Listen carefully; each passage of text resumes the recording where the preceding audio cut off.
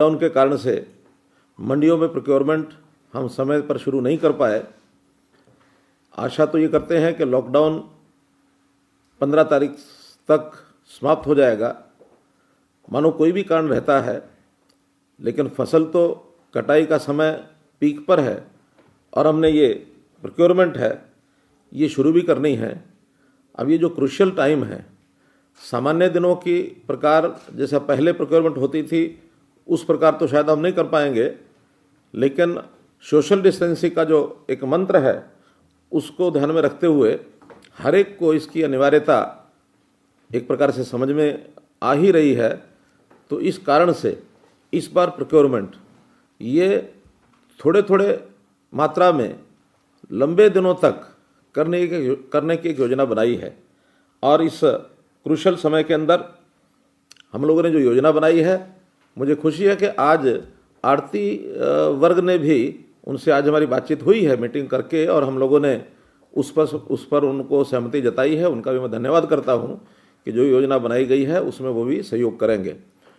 पिछले बार गेहूं की प्रोक्योरमेंट के लिए 477 मंडियां और परचेज सेंटर ये सब पूरे प्रदेश में बने हुए थे, लेकिन इस बार योजना बना करके हमने उसको थोड़ी थोड़ी मात्रा में हर जगह पर गेहूं आए, इसलिए संख्या बढ़ाकर लगभग 2000 ये सब मंडियां और परचेज सेंटर्स ये रहेंगे और इसको थोड़ा लंबे समय तक करने की योजना है। इसमें बहुत बड़ी भूमिका हमारे आड़तियों की इस बार रहेगी, क्योंकि आड़तियों को भी अपना सारा सिस्टम 477 की बजाय 2000 स्थानों पर एक प्रकार से उनको डिस्ट्रीब्यूट करके उस सारे काम को करना होगा। उसी प्रकार से लोडिंग अनलोडिंग वहाँ पर आड़ती अपनी जहाँ कहीं सफाई कराएंगे, लदान कराएंगे, मजदूरों को उनको डिप्यूट करना होगा। इन सारे कामों के लिए आड़तियों को एक विशेष योगदान रहेगा। किसानों को भी अपने हर वर्ष के प्रकार करने के बजाय जहाँ कहीं बुलाया जाएगा, जिस दिन बुलाया जाएगा उसके हिसाब से वो वहाँ पहुँचेंगे तो ये सारा काम सफल हो पाएगा।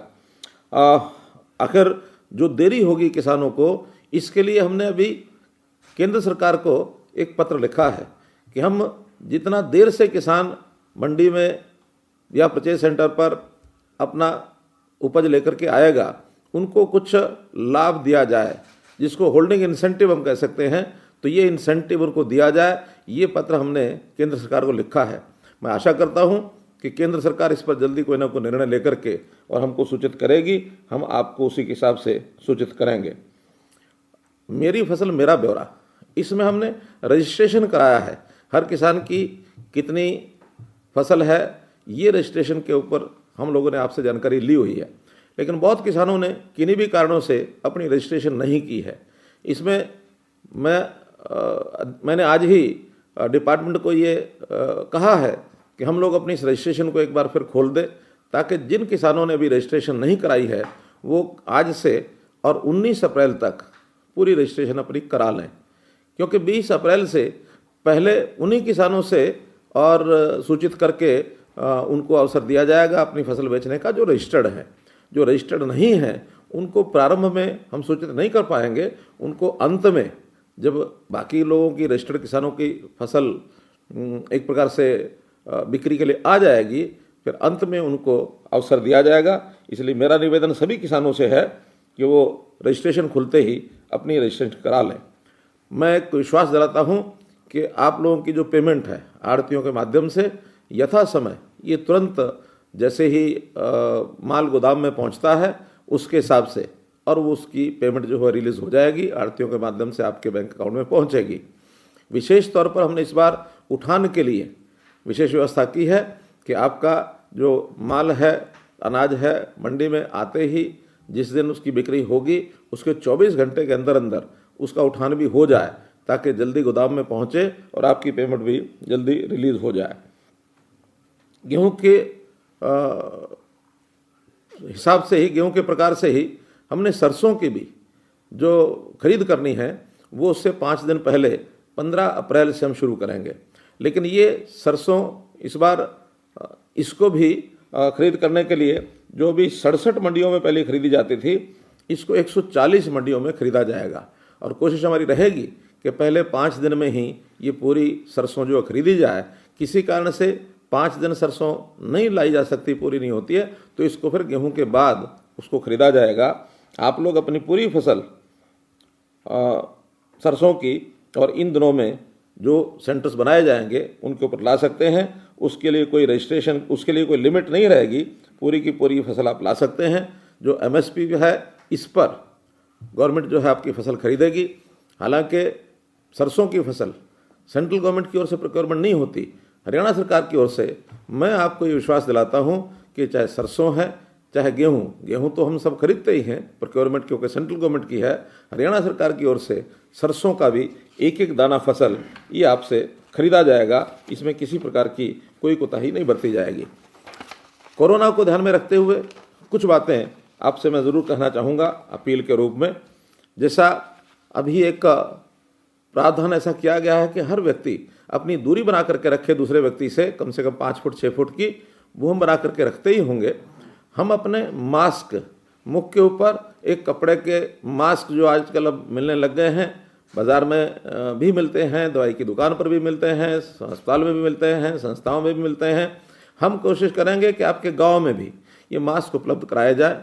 मंडियों में भी जब जहाँ पहुँचेंगे वहाँ भी ये मास्क उपलब्ध कराए जाएंगे।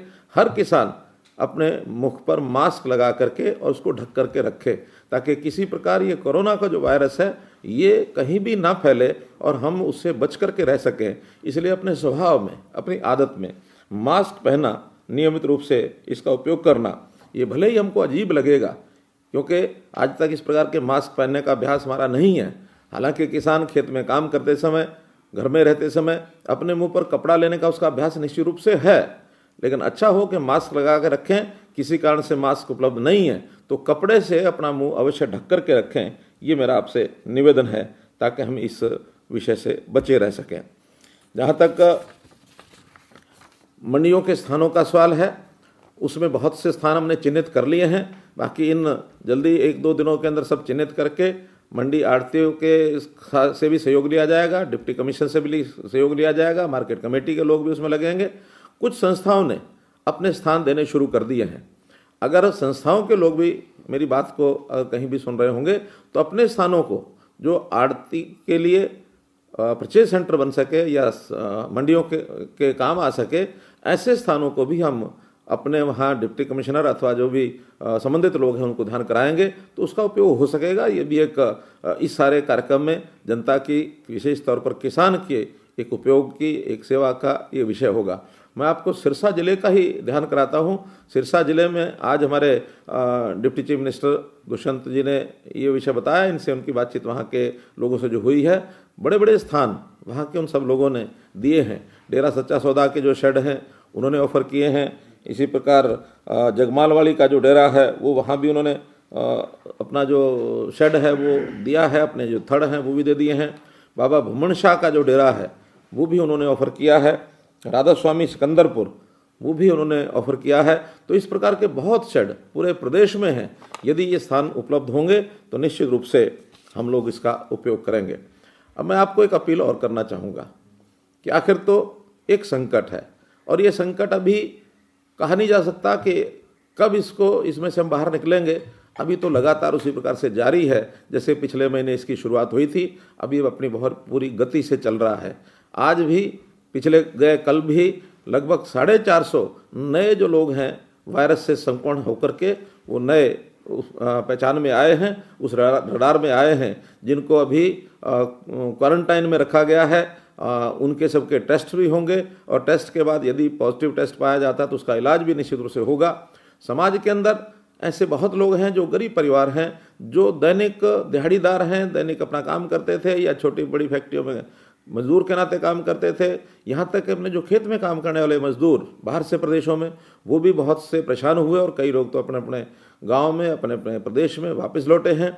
लेकिन इस गरीब समाज की सेवा के लिए सरकार अपने सारे प्रयत्न कर रही है। इनको राशन पहुँचाने की बात है वो हम पहुँचा रहे हैं फ्री में। जहाँ तक इनको आर्थिक सहायता की बात है वो हम कर रहे हैं। मैं बहुत से गाँवों का भी आभार प्रकट करता हूँ कि उन गाँवों ने भी अपने आप ऐसी व्यवस्थाएं की हैं जिससे वहाँ के लोगों ने अपनी जिम्मेदारी समझते हुए और डिस्ट्रिक्ट एडमिनिस्ट्रेशन को सहायता की है। जिसके अंदर मेरे पास बहुत सी सूचियां आज ही प्राप्त हुई हैं। पानीपत जिले के भादड़, आसण, अलूपुर, सौदापुर, पट्टी कल्याणा आदि आदि 7-8 गांव, और इसमें फिर चाहे आटा है, चावल है, दाल है, संस्थाओं का सहयोग किया, सेवा भारती का सहयोग किया, डिस्ट्रिक्ट एडमिशन का सहयोग किया। अकेले पानीपत में 200 क्विंटल खाद्य सामग्री वो गांव से एकत्र हुई है। इसी प्रकार ठीकरी पहरा भी गांव के लोगों ने लगाना शुरू किया है। कुरुक्षेत्र जिले के लाडवा ब्लॉक के 57 ग्राम पंचायत हैं जिन लोगों ने वहाँ पैसा भी इकट्ठा करके और कोरोना रिलीफ फंड के अंदर ये पैसा दिया है। महेंद्रगढ़ के ब्लॉक नारनौल में ग्राम पंचायत गोद, उन लोगों ने भी एक रिलीफ कैंप लगाया है। 54 आदमी वहाँ लगातार 31 मार्च से वो रह रहे हैं। इसी प्रकार बहुत सी ऐसी पंचायतों के मेरे पास जानकारियाँ मिली हैं। आगे बढ़कर के सब इस काम को कर रहे हैं।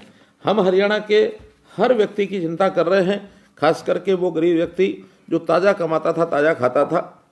गरीब आदमी है, उसको हर दिन अपना कमाना पड़ता है, लेकिन आज के समय में अगर वो काम छूट गया है तो कम से कम उसकी भोजन की व्यवस्था ये प्रतिदिन की हमने करने का निश्चय किया है।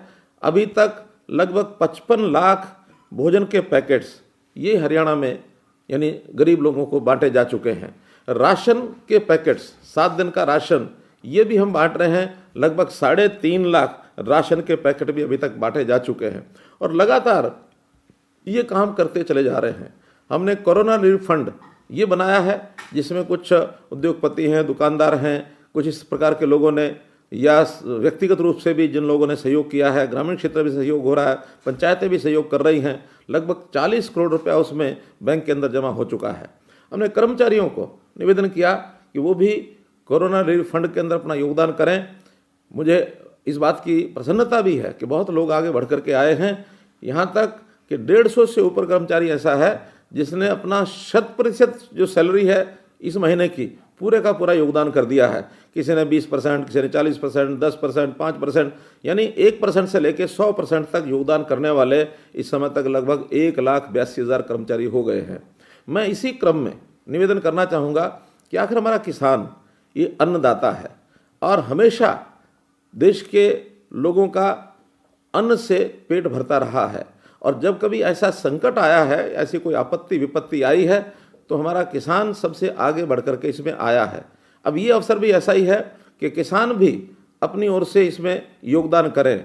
मैं कुछ किसान संस्थाओं का, किसान यूनियंस का भी धन्यवाद करूंगा जिन्होंने किसानों को अपील की है कि वो योगदान करें। उस अपील को भी मैं दोहरा रहा हूं कि मैं चाहता हूं कि जिस दिन आप बिक्री के लिए जाएंगे उस दिन कम से कम 1 किलो 1 क्विंटल के पर और ज़्यादा ज़्यादा 5 किलो प्रति क्विंटल, यानी 1% से लेकर 5% राशि तक ये हम कोरोना रिलीफ फंड के अंदर योगदान करें।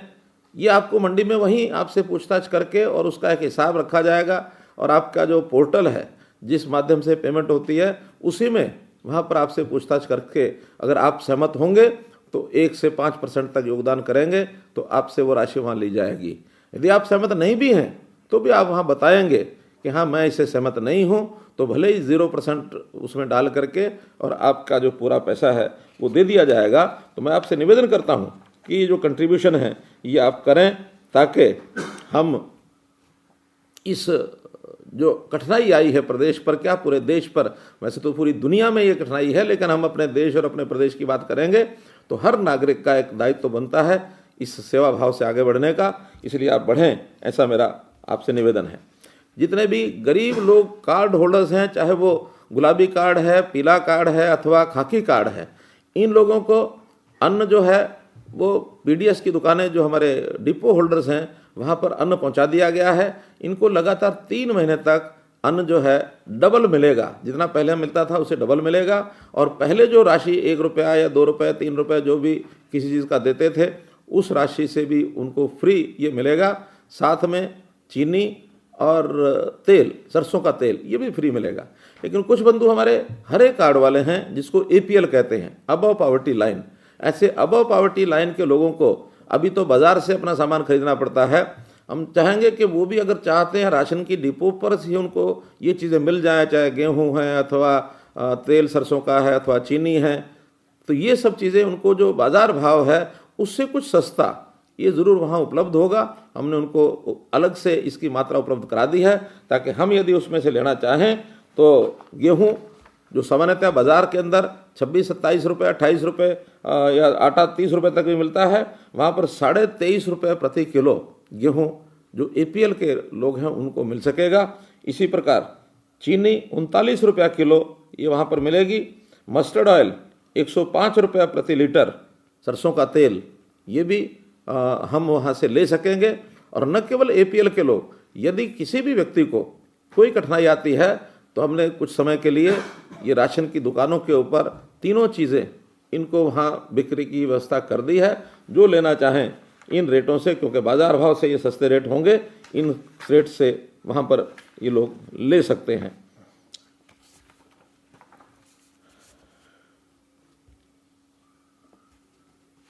जैसा मैंने कहा कि हरियाणा के हर व्यक्ति का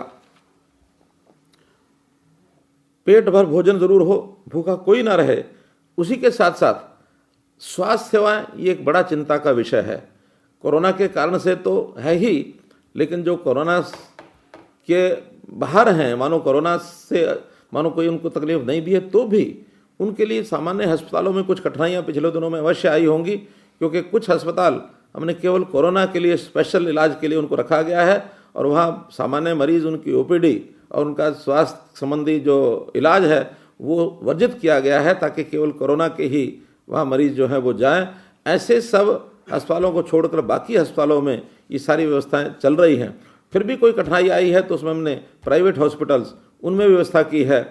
टेलीमेडिसन, टेलीफोन के ऊपर भी हम डॉक्टर्स से बातचीत करके अपनी दवाई इसका वो हिसाब इंतज़ाम कर सकते हैं। हमने इसके लिए आयुर्वेद डॉक्टर्स, आयुष के डॉक्टर्स, उनको भी साथ जोड़ा है, ताकि वो लोग भी हमारी स्वास्थ्य संबंधी सब चिंताओं में भागीदार होकर के और जनता की सेवा करें।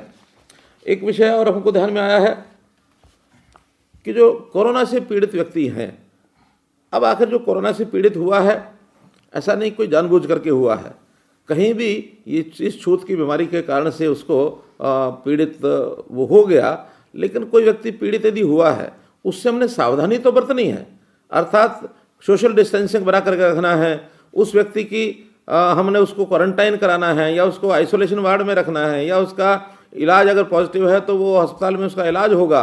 अब मेरा निवेदन है कि कृपया ऐसे कोरोना से पीड़ित व्यक्ति के प्रति हमको कोई घृणा नहीं करनी, कोई क्रोध नहीं करना है, बल्कि एक प्रकार से वो सहानुभूति के पात्र हैं, उनके साथ हमको सहानुभूति दिखानी है और उनके इलाज के लिए जो भी कुछ बन पड़ेगा उन सब लोगों को बचाने के लिए इलाज की हर जो संभव प्रयत्न है वो सब किए जाएंगे। कुछ जगह पर सोशल मीडिया में मैंने कुछ क्लिप्स देखी हैं जिसमें ऐसे कोरोना पीड़ित व्यक्तियों के खिलाफ कोई दुष्प्रचार होता भी देख रहे हैं। इस प्रकार से नहीं करना चाहिए और विशेष तौर पर सामाजिक सद्भाव बना करके भी हमको रखना है। सामाजिक किसी प्रकार के भेदभाव करके और ये कोरोना की बात नहीं आनी चाहिए। कोरोना तो किसी भी व्यक्ति का जो उसके बारे में अगर कोई पीड़ा उसको हो जाती है, उससे प्रभावित हो जाता है, तो वो समाज का व्यक्ति है। ये किसी समाज के वर्ग का, धर्म का, किसी व्यक्ति का किसी पहचान करके नहीं आने वाला है। ये सारे समाज की एक बीमारी है। हमको किसी के साथ इस प्रकार के भेदभाव की बात भी नहीं करनी चाहिए। समाज में अपना जो सौहार्द है ये हमको निश्चित रूप से बना करके रखना चाहिए।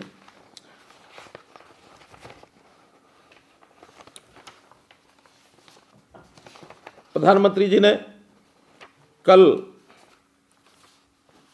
अपने मंत्रिमंडल, केंद्र के मंत्रिमंडल में कुछ निर्णय लिए हैं ताकि इस समय सरकार के ऊपर जो एक संकट, आर्थिक संकट कहें, चाहे प्रदेश सरकारों का है चाहे केंद्र सरकार में भी, एक समय का मालूम नहीं है कब तक ये चले, लेकिन इसकी स्थायी कोई ना कोई प्रबंध हमको करने होंगे। तो ऐसे आर्थिक स्थायी प्रबंधों में जैसा हमने योगदान करने की बात कही है, वैसा केंद्र सरकार में भी प्रधानमंत्री जी ने आह्वान किया है। सबसे पहले मेंबर पार्लियामेंट्स को किया है, वहाँ के मंत्रियों को किया है और सबको ये कहा है कि जितना योगदान कर सकते हैं उतना इसमें कराएं। स्वयं का योगदान पहले करें। इसके लिए जितने सांसद हैं उनकी 30% हर महीने का जो वेतन है उसमें कटौती की गई है और वहाँ के कंसोलिडेटेड फंड में डाला गया है। इसी प्रकार जो MP लेड फंड है 5 करोड़ रुपया हर मेंबर पार्लियामेंट का प्रति वर्ष, 2 वर्ष के लिए उसको भी स्थगित कर दिया गया है। उस पैसे को भी कंसोलिडेटेड फंड में डाला गया है। इसी विचार को सामने रखते हुए हमारे जो मंत्रिमंडल के लोग हैं उन साथियों ने सबने इच्छा व्यक्त की कि जो हमारा डिस्क्रिशनरी कोटा है वो विभिन्न प्रकार अलग अलग उसमें राशि है। हमारे जो मेंबर हमारे जो मंत्री हैं, राज्य मंत्री हैं उनका, उसके बाद हमारे जो कैबिनेट मिनिस्टर हैं उनका, हमारे डिप्टी सीएम का भी है, मुख्यमंत्री के नाते मेरे पास भी एक कोटा है, हमारे स्पीकर, डिप्टी स्पीकर, हमारे गवर्नर, इन सब के अपने डिस्क्रिशनरी कोटाज हैं। तो सब ने अपने अपने हिसाब से 2 करोड़ से लेकर के 3 करोड़ 2.5 करोड़ इस प्रकार से इच्छा व्यक्त की है। तो ऐसा कुल मिलाकर 51 करोड़ रुपए की राशि सभी हमारे मंत्रिमंडल के लोग, हमारे स्पीकर, डिप्टी स्पीकर और हमारे गवर्नर महोदय, इनके डिस्क्रिशनरी कोटे को हम लोगों ने कंसोलिडेटेड फंड में ये डाल दिया है ताकि ये खर्च हमारा किसी प्रकार का सरकार का कम हो और ये पैसा जनता के काम आ सके, ये भी एक निर्णय लिया गया है। बहुत से लोगों ने अपनी इच्छा व्यक्त की है कि इसका योगदान हम भी करना चाहते हैं। जो कर्मचारी 1,81,000 मैंने बताए हैं, इसके अलावा बोर्ड्स के, कॉरपोरेशंस के, ये सब कर्मचारी, पेंशनर्स, उन्होंने भी कहा कि हमारी पेंशन भी, इसका योगदान भी हम करना चाहते हैं। ऐसा समाज के सब वर्गों से हमने जो अपील की है उस अपील का ज़रूर एक असर होगा। और मैं समझता हूँ कि जो इस समय जो स्थिति चल रही है, हम सब मिल करके इस समस्या के समाधान के लिए अपनी एकजुटता दिखाएंगे और एकजुट होकर के जितने प्रयत्न किए जा रहे हैं उसमें सब सहभागी होंगे और निश्चित रूप से हरियाणा में हम इस कोरोना से लड़ाई लड़ करके हरियाणा से कोरोना हारेगा, भारत से भागेगा। निश्चित रूप से हम अपने इस लक्ष्य को पूरा करेंगे। बहुत बहुत धन्यवाद। मित्रों, अब जो पत्रकार हमारे साथ जुड़े हैं, मैं उनसे निवेदन करूंगा कि वो अपना कोई जो प्रश्न है वो पूछ सकते हैं इस समय, क्योंकि आज हमारी वीडियो कॉन्फ्रेंस की बात है। नवरंग जी। जी धन्यवाद। हाँ, कोई लोग जुड़े हैं हमारे साथ? सभी से जी जी जी मैं ले रहा हूँ सर। हाँ, मेरा अनुरोध है, आप लोग कृपया 0 दबाएं ताकि मैं आपकी बात करा सकूं, और ध्यान रखें कि एक ही बार 0 दबाना है, नहीं तो वो बात हो नहीं पाएगी। आप कृपया एक बार अपने मोबाइल पे जिन्हें भी बात करना है 0 दबाएं। धन्यवाद जी। मुकेश राजपूत जी। हाँ, मुकेश राजपूत जी, खबरें अभी तक पे लाइन पे हैं। खबरें मुकेश जी, आप अपनी बात बोलिए। नमस्कार सर। आज हाँ नमस्कार मुकेश जी। जी, किसानों को लेकर ही आज बातचीत हो रही है, तो किसान सर अभी थोड़ा सा घबराया हुआ है और विपक्ष भी इस मसले को लगातार उठा रहा है कि सरकार क्या करेगी, ट्रैक्टर नहीं पहुंच रहे हैं, फसल कटाई सर पे है, फिर फसल कट भी गई तो मंडियों में कैसा लाया जाएगा। तो ये जो सारी शंकाएं हैं और किस तरीके का दौर इस वक्त चल रहा है पूरे विश्व में, तो इन चीजों को लेकर कितने आश्वस्त हैं कि किसान को परेशानी नहीं आएगी? मुझे तो सारा विषय आपने सुना होगा, मैंने इसी विषय के ऊपर चर्चा की है। फिर भी आपने जो ट्रैक्टर की बात की है, कंबाइन की बात की है, कंबाइन और ट्रैक्टर, ये कहीं भी इसका आने जाने का यातायात में कहीं कोई कठिनाई नहीं आएगी। सबको एक स्थान से दूसरे स्थान पर कहीं से भी लोग आएंगे, महाराष्ट्र से और पंजाब से कुछ कंबाइन हमारे आ भी चुके हैं। हरियाणा में अपनी 450 कंबाइन्स यहाँ उपस्थित हैं, 4,500 कंबाइन्स ये उपस्थित हैं और वो अब गांव-गांव में जाकर के काम करना शुरू कर दिया है। बाहर से जो कंबाइन आएंगी, वहाँ के जो लोग हैं उनको उनका जो सामान्य टेस्ट है वो भी करा लिया जाएगा ताकि कोरोना की जो सोशल डिस्टेंसिंग है वो भी बनी रहे और किसी प्रकार का कोई व्यवधान भी ना आए। इनकी जो वर्कशॉप्स हैं उनको भी आदेश कर दिए गए हैं कि सबकी वर्कशॉप्स, चाहे एजेंसी की वर्कशॉप है चाहे अन्य वर्कशॉप हैं, वो भी सब खुली रहेंगी। किसी प्रकार के इम्प्लीमेंट्स को लाने ले जाने में कोई कठिनाई नहीं आने दी जाएगी। और मैं आश्वस्त करता हूँ किसान भाइयों को कि एक एक दाना उनका खरीदा जाएगा। समय थोड़ा लंबा लग सकता है लेकिन किसी को कठिनाई नहीं आने दी जाएगी। बस एक शंका और है छोटी सी, क्योंकि मजदूर जो हैं वो पलायन कर चुके हैं अधिकतर, तो इस वाली समस्या से निपटने के लिए भी कोई रणनीति आपने बनाई है अख्तर साहब? देखिए, जो मनरेगा के मजदूर हैं, हमने एक तो जो हमारे बीडीपीओज हैं उनको कह दिया कि ऐसी फसल कटाई के लिए मनरेगा के मजदूर भी उपलब्ध करा दिए जाएं। उनका जो वेतन है वो किसान देने के लिए तैयार है। तो एक तो वो लोग हैं। जो कुछ मजदूर अभी यहाँ हैं उनमें से खास करके 15,000 मजदूर तो आज जो हमारे कैंप्स हैं उन कैंप्स के अंदर भी इस समय रह रहे हैं, ऐसे उनमें से भी बहुत से मजदूरों ने ये अपनी इच्छा व्यक्त की है कि हमें यदि खेतों में काम मिलता है तो हम खेतों में काम करने के लिए तैयार हैं। फिर भी मैंने बताया कि कुछ इस बार विशेष तौर पर गांव के लोगों को जो अपना योगदान करना पड़ेगा कि परिवार के सदस्यों को भी लगना पड़ेगा। तो जो भी कोई कठिनाई है उस कठिनाई को सब मिल करके उसको हल निकालेंगे, क्योंकि आज बाहर से मजदूर बहुत बड़ी संख्या में प्रयत्न करके हम ला पाएंगे ऐसा नहीं लगता है। जो अपने प्रदेश के लोग हैं, मनरेगा में जो काम करने वाले वो लोग हैं, परिवार के सब सदस्य हैं, मशीनों के माध्यम से एक लंबे समय तक ये करने के लिए हमें एक मिल गया है अवसर, इन सब बातों के माध्यम से हम लोग कर लेंगे। गीतांजलि गायत्री जी द ट्रिब्यून से। गीतांजलि जी बोलिए। नमस्कार सर। नमस्कार। लेकिन ना 2 क्वेश्चंस हैं। एक, आपने जो है कि डिस्क्रिशनरी कोटा में से कैबिनेट के लोग कंसोलिडेटेड फंड में कंट्रीब्यूट करेंगे, बट सेंटर की लाइन से कोई अलाउंसेस और सैलरीज एमएलए की स्लैश करने का कोई आइडिया अंडर कंसिडरेशन? हाँ, देखिए, हमने पहले से ही अपने विधायकों का इस महीने का जो पूरा वेतन है वो जो हमारा कोरोना रिलीफ फंड है उसके अंदर डाल दिया है। इस महीने की वो सैलरी नहीं लेंगे, पूरे का पूरा वेतन हमारा कोरोना रिलीफ फंड में आएगा। आगे की जानकारी एक बार विधायकों से बातचीत करने के बाद उसके बाद फिर हम लेंगे। अच्छा, और दूसरा सर, मैंने ये पूछना था कि ये जो लॉकडाउन का एडवर्स इम्पैक्ट है ऑन वेरियस सेक्टर्स, इसको स्टडी करने के लिए हमने कोई कमिटी बनाई हो ताकि जब लिफ्ट हो तो इट कैन सजेस्ट सॉल्यूशंस। जैसे काफी राज्यों ने कोई टास्क फोर्सेस बनाई हैं अपनी अपनी इंडिविजुअली। हमने भी इस सारे की एक मोटा मत अपना बनाया है। कुछ अधिकारियों ने भी, कुछ हमारे नेताओं ने बैठ करके विचार कर लिया है कि अगर 14 तारीख के बाद लिफ्ट होता है लॉकडाउन का पीरियड तो उसको फेजेस में ख़त्म करेंगे। लेकिन वो सारी जानकारियां हमने केंद्र सरकार को भेजी हैं, वहाँ से जिस प्रकार की सहमति बनेगी उसी हिसाब से हम करेंगे, क्योंकि लॉकडाउन का सारा सिस्टम केंद्र सरकार की देखरेख में चल रहा है। हम जो कुछ उधर से सूचनाएं मिलेंगी उस हिसाब से पालन करेंगे। अब अभी तो चूँकि ये जो बीमारी है इसका कहीं यू टर्न नहीं आया है, फ्लैट भी नहीं हुआ, अभी तो इंक्रीजिंग है डे बाय डे, तो इसलिए कुछ नहीं कहा जा सकता कि ये लॉकडाउन समाप्त होगा। ये इस लॉकडाउन को आगे इसी प्रकार से बढ़ाया जाएगा। इसमें सब बातें बहुत बारीकी से केंद्र सरकार के पास सूचनाएं भेजी जा रही हैं, वो निर्णय करके बताएंगे कि आगे क्या करना है। राजन शर्मा जी, जी न्यूज से। हाँ, राजन जी।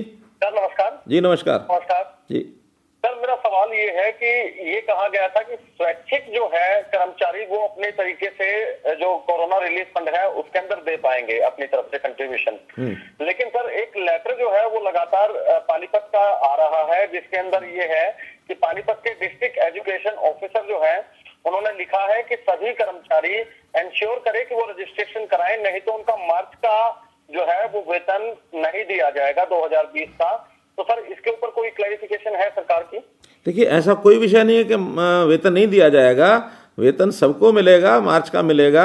इतना ही है कि उनको स्वैच्छिक तौर पर अपना एक जानकारी यदि वो देंगे कि कितने % उसमें से वो अपना योगदान करना चाहते हैं, वो 0% से लेके 100% तक कहीं भी कर सकते हैं। अगर कोई नहीं भी करेगा तो किसी का वेतन नहीं रोका जाएगा। मान लो इस महीने नहीं करना चाहते, अगले महीने करना चाहते हो तो अगले महीने के लिए भी उनके लिए छूट दी गई है, ताकि लेकिन एक पोर्टल बनाया है सब कर्मचारियों के लिए, उसमें एक बार ऑप्शन वो डाल करके अपना स्पष्ट कर देते हैं कि हम ये करना है। मैं शिक्षा विभाग का विशेष आभारी हूँ, धन्यवादी हूँ कि इस हमारे जो 70 करोड़ रुपए लगभग कर्मचारियों की ओर से जो अभी उनका वेब पोर्टल पर प्रदर्शन हो रहा है उसमें काफ़ी बड़ी राशि शिक्षा विभाग की, क्योंकि कर्मचारी लगभग शिक्षा विभाग के ही सब डिपार्टमेंट से ज़्यादा हैं, तो आधी से ज़्यादा राशि तो केवल शिक्षा विभाग के से ही आ रही है। शिक्षा विभाग में भी बहुत लोगों ने बहुत बड़े अच्छे परसेंटेज में अपना योगदान किया है।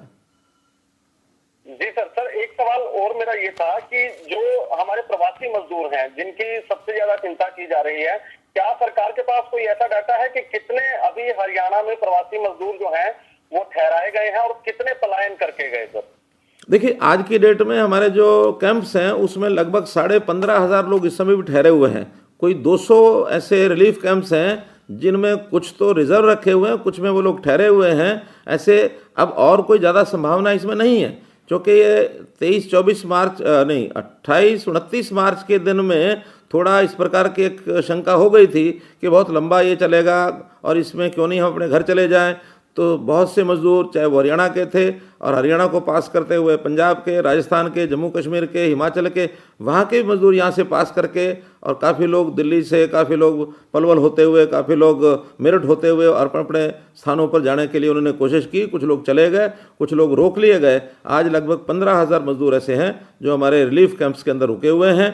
और ये 15,000 भी अगर वो वापस अपनी जगह, अपनी फैक्ट्री में या जहाँ काम करते हैं वहाँ अपने प्रदेश में जा करके सुरक्षित जाना चाहें, तो उनको कोरोना के जो नॉर्म्स बने हैं उन नॉर्म्स के हिसाब से उनको वापस भेजने का भी प्रयत्न हम कर लेंगे, ताकि बसों में भी उनका सफिशिएंट जो डिस्टेंस बना करके एक बस में 20-20, 30-30 लोगों को उनके घर में पहुँचाया जा सकता है। ऐसे भी कोई 1000 के लगभग लोग वापस अभी इन 2 दिनों में भी चले गए हैं। सुशील जी, दैनिक भास्कर से। बोलिए सुशील जी। हेलो। नमस्कार सर। हाँ नमस्कार सर, ये जो मेरी फसल मेरा ब्यौरा में हरियाणा के करीब 40% किसानों ने अभी आवेदन नहीं किया है। इनके आवेदन के लिए क्या कोई ऐसी योजना है, गांव-गांव जाकर इनके कोई पोर्टल पे आवेदन करवाए जाए, क्योंकि बहुत से किसान अभी भी बाकी हैं। देखिए, ये हर एक गांव के अंदर इसकी पहले से व्यवस्था है। जो हमारे कॉमन सर्विस सेंटर्स हैं वहाँ जा करके ये अपनी फसल का ब्यौरा डाल सकते हैं। हमारी जहाँ मंडियाँ हैं उनमें भी हमारे पोर्टल खुले हुए हैं, बहुत से सेंटर बनाए गए हैं और इनके लिए आज से दोबारा से रजिस्ट्रेशन खोल दी गई है। 19 अप्रैल तक मुझे लगता है कि ये सारे के सारे उसमें अपना रजिस्ट्रेशन कराएंगे, क्योंकि एक थोड़ी कठिनाई इनको ऐसे लोगों को होने वाली है जिन्होंने रजिस्ट्रेशन नहीं कराया है। तो मुझे लगता है किसान अब, क्योंकि इसमें कोई बात तो ऐसी उनके लिए परेशानी खड़ी होती नहीं है, बल्कि जो किसान रजिस्ट्रेशन कराता है उनको हम 10 रुपये एकड़ के हिसाब से पैसा भी देते हैं। तो इसलिए किसान रजिस्ट्रेशन कराने में उनको कठिनाई नहीं है और किसान सब लोग रजिस्ट्रेशन कराएंगे तो उसमें उनको बिक्री में सुविधा होगी। हरियाणा के गोदामों में सर अभी करीब 100 लाख टन के करीब अनाज रखा है, क्या उसकी कोई व्यवस्था है उनको खाली कराने की पहले, क्योंकि नया अनाज 70 से 80 लाख टन और आ जाएगा। देखिए, एफसीआई को हमने कहा है कि जितना भी अब, क्योंकि अब तो डबल अनाज उठाया जा रहा है हर महीने के लिए, तो हमारे गोदाम जितने भरे हुए हैं उसमें एफसीआई जल्दी से जल्दी हमारे अनाज को उठा करके, और सारे देश में जो जाने वाला अनाज है उसको, काफ़ी खाली हो भी गए हैं लेकिन और इसमें खाली हो जाएंगे। फिर भी हमने सारे प्रबंध किए हैं कि 50 लाख 60 लाख मीट्रिक टन तक तो हम जितनी व्यवस्थाएं गोदामों में उसमें सब करेंगे। यदि कुछ ऐसा रह भी गया बाद में तो ऐसे जो हमारे शेड्स हैं और जो स्थान, नए स्थान चिन्हित किए हैं, वहाँ पर भी 1 महीना 2 महीने के लिए रखे जा सकते हैं। राकेश गुप्ता जी, हरियाणा न्यूज से। हाँ राकेश जी, नमस्कार सर। नमस्कार। अच्छा सर, मेरे 2 सवाल हैं। एक तो ये जो पेमेंट है ये इस दफे, क्योंकि ऐसी चर्चाएं थी कि पेमेंट जो है किसानों को डायरेक्ट जाएंगी, क्या आड़तियों के माध्यम से हो रही है? और दूसरा ये सर, गौशालाओं को बड़ी दिक्कत आ रही है। एक तो उनके तूड़ी के रेट बढ़ गए, हरे चारे के रेट बढ़ गए, और दूसरा गौ सेवा आयोग ने जो सेकंड इंस्टॉलमेंट 2019 और 20 की जारी करनी थी वो अभी तक जारी नहीं किए। देखिए, बैंकों में पेमेंट जाएगी, लेकिन पहले आड़ती के बैंक में जाएगी। आड़ती सीधा बैंकों में किसान की पेमेंट देगा। कोई पेमेंट कैश ना आड़ती को जाएगी ना किसान को जाएगी।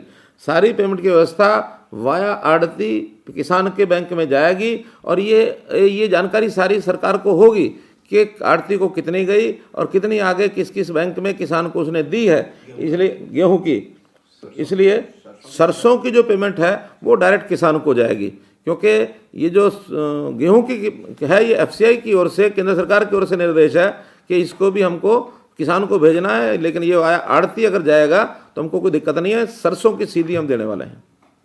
दूसरा सर, गौशाला वाला ना, ये इनका गौशालाओं का एक तो तूड़ी का रेट बढ़ गया, हरे चारे का रेट बढ़ गया, और गौ सेवा आयोग ने 19-20 की सेकंड इंस्टॉलमेंट भी जो है गौशालाओं को जारी नहीं किया सर।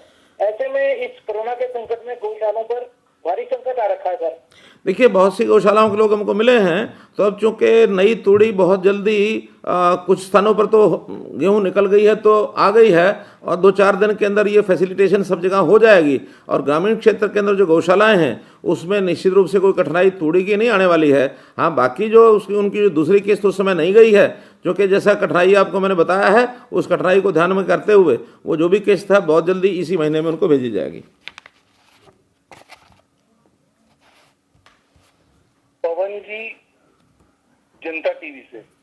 पवन जी, सर नमस्कार। जी नमस्कार। नमस्कार सर। जी हाँ सर, आपने सर बताया कि आपने इंसेंटिव किसानों को दिए जाने को लेकर केंद्र सरकार को पत्र लिखा हुआ है। जी सर, आप क्या हरियाणा सरकार अपने स्तर पर किसानों के लिए कोई इंसेंटिव देने पर विचार कर रही है क्या? क्योंकि अगर सरकार ऐसा करती है तो 50% किसान तो सर उस इंसेंटिव की वजह से ही मंडी में अपनी फसल लेकर आने से रुक जाएगा। तो कोई ऐसा विचार सेंटर का जब तक फैसला हो उससे पहले कोई स्टेट विचार कर रही है सर? मेरा ये सवाल है सर। पवन जी, ये अगर लगा के सवाल नहीं होता है, आपने अगर लगाया है सवाल में, इसलिए अगर पहले साफ हो जाए उसके बाद कोई उत्तर देंगे इसका।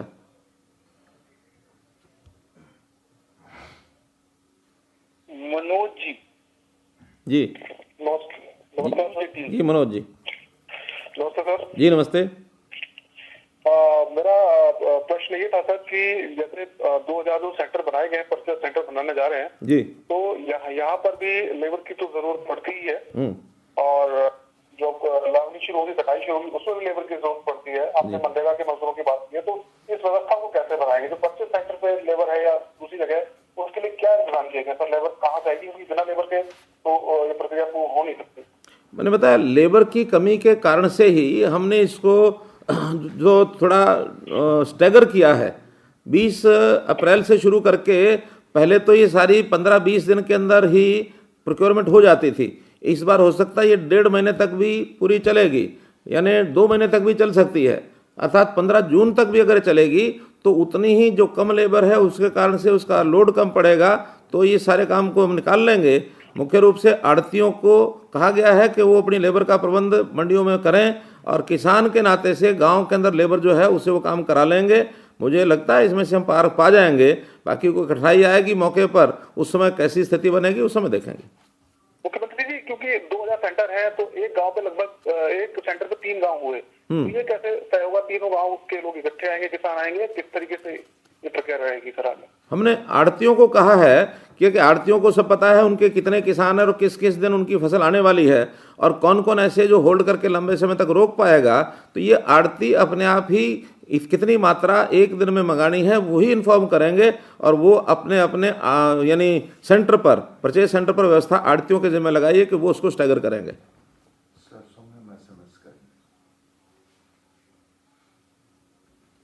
हितेंद्र जी, हिंदुस्तान टाइम्स से। जी हितेंद्र जी।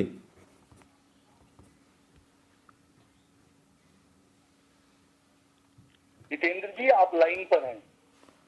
हितेंद्र जी बोलिए।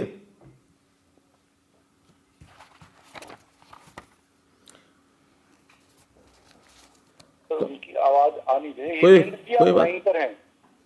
तो नौरंग जी और कोई है तो ठीक, नहीं तो एक आध प्रश्न और ले लीजिए। जी जी, मैं ले रहा हूँ। एक प्रश्न और ले लीजिए।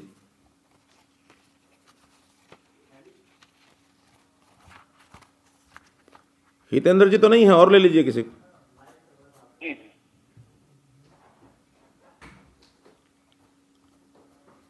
हो गए सब? सोनिका भाटिया जी। सोनिका भाटिया जी लास्ट। नमस्कार जी नमस्कार।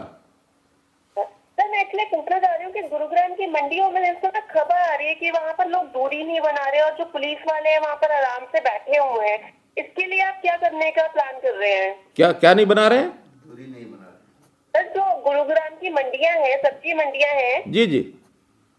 सर वहाँ पर लोग अभी भी एक दूसरे से दूरी नहीं बना रहे हैं। हालांकि मास्क लगा रखे हैं लोगों ने, लेकिन बहुत क्लोज हैं। उनको समझ नहीं आ रहा कि दूरी बनाए रखना। और जो पुलिस वाले हैं वो भी आराम से वहाँ पर कुर्सियां बिछा के बैठे हुए हैं। चलिए, आपने एक जानकारी दी है। मैं अभी वहाँ जो पुलिस का विभाग है सीपी गुरुग्राम को निर्देश अभी करता हूँ कि वहाँ मंडियों में स्पेशली जा करके लोगों को आग्रह करें, लोगों को निवेदन करें और इस बात से सचेत करें कि सोशल डिस्टेंसिंग का अपना एक अर्थ है, तो इसलिए वो ज़रूर कराएंगे। आपने बहुत अच्छा किया सूचना दे करके, आपका बहुत बहुत धन्यवाद। Thank you.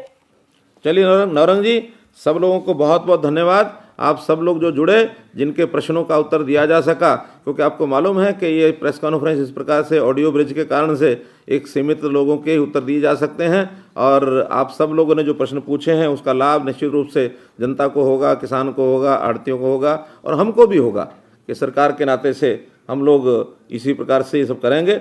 और वैसे तो मैं लगातार हर दिन 5 बजे किसी न किसी विषय को लेकर के लाइव जाता हूं, लेकिन आज जैसे हमने ऑडियो अपना ब्रिज के नाते से आप लोगों से संपर्क किया है, इसी प्रकार कल पुनः 5 बजे फिर आपसे मिलेंगे। बहुत बहुत धन्यवाद।